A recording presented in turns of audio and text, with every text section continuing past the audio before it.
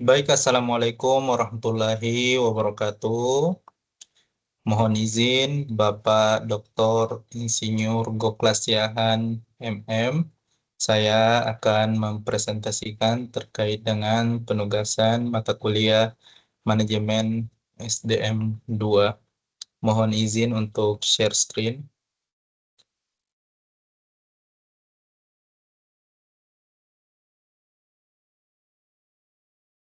Baik. Baik, sebelumnya perkenalkan saya Fajar Arif, NIM 2502010202224. Saya akan membahas materi di sesi 1 dan sesi 2, yaitu terkait dengan upah insentif, sistem upah, dan lingkungan kerja. Adapun topik pembahasan dalam materi saya yaitu saya akan membahas terkait dengan konsep dan tujuan insentif, sistem upah karyawan produksi, sistem upah karyawan non-produksi dan manajerial, dan lingkungan kerja. Baik, langsung saja. Yang pertama, apa itu insentif?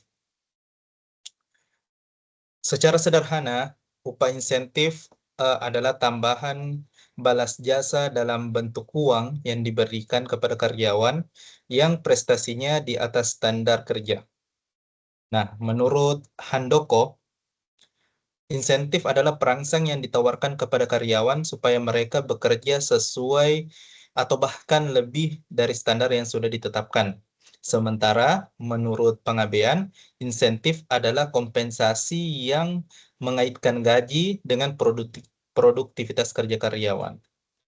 Adapun tujuan dari pemberian insentif ini adalah ada 3, yaitu untuk meningkatkan produktivitas kerja karyawan, mempertahankan karyawan berprestasi agar dia tetap bekerja di perusahaan tersebut, dan yang ketiga adalah mendukung prinsip keadilan dalam pemberian kompensasi.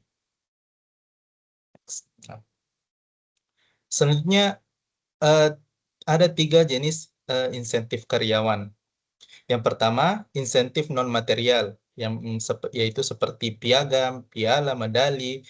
Nah, yang kedua ada insentif sosial yang dapat berupa promosi, kesempatan melanjutkan pendidikan, ataupun kenaikan gaji.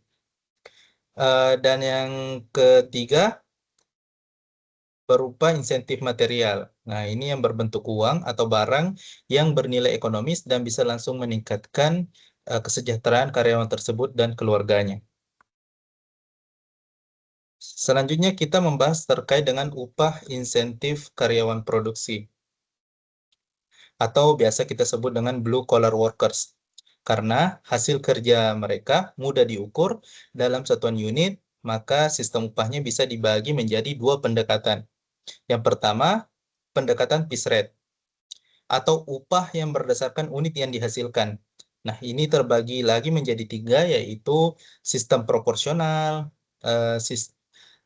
Taylor, dan kelompok. Nah, sebagai contoh, kalau standar kerja 8 jam sama dengan 100 unit dengan upah pokok 3.000, lalu misalnya karyawan A bekerja dan menghasilkan 150 unit, maka dia akan menerima upah sebanyak Rp4.500 atau ada insentif sebesar Rp1.500. Sementara untuk pekerja B yang hanya menghasilkan 80 unit, nah maka dia akan tetap mendapatkan upah minimum yaitu Rp3.000. Yang kedua, terkait dengan pendekatan time bonus atau premi yang berdasarkan waktu yang mencakup metode Rowan Plan, Emerson Plan, Gantt Plan. Nah, intinya sama. Semakin efisien atau semakin cepat karyawan menyelesaikan pekerjaannya, maka semakin besar pula premi yang akan mereka terima. Selanjutnya untuk insentif non-produksi dan manajerial. Untuk karyawan non-produksi atau white collar workers, sistem insentifnya berbeda lagi. Untuk karyawan penjualan misalnya, insentifnya bisa berupa gaji tetap, komisi dari hasil penjualan, atau kombinasi keduanya. Nah, untuk tenaga manajerial, bentuknya bisa berupa bonus tunai, stock option, atau phantom stock plan sebagai insentif jangka panjang. Ada juga profit sharing, di mana karyawan menerima bagian dari keuntungan perusahaan. Ada juga stock ownership, di mana karyawan diberi kesempatan untuk memiliki saham perusahaan supaya mereka bisa merasa ikut memiliki dan lebih antusias dalam bekerja. Selanjutnya kita membahas terkait lingkungan kerja. Lingkungan kerja adalah keadaan tempat kerja yang mencakup aspek fisik dan non-fisik, yang memberikan kesan menyenangkan, aman, tentram, dan membuat karyawan merasa betah. Nah, lingkungan kerja ini dibagi menjadi dua kategori, yaitu tadi lingkungan fisik yang berkaitan dengan kondisi ruang, warna, kebersihan, ventilasi, penerangan, dan keamanan bangunan.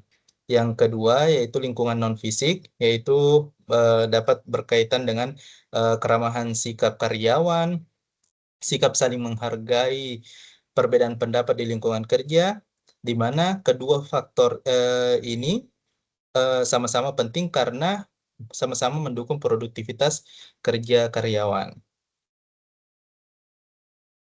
Adapun faktor-faktor dari lingkungan kerja ada 9, yang mana diantaranya ada pewarnaan, kebersihan, keamanan, pertukaran udara, kebisingan, penerangan, keramahan, saling menghargai, dan musik.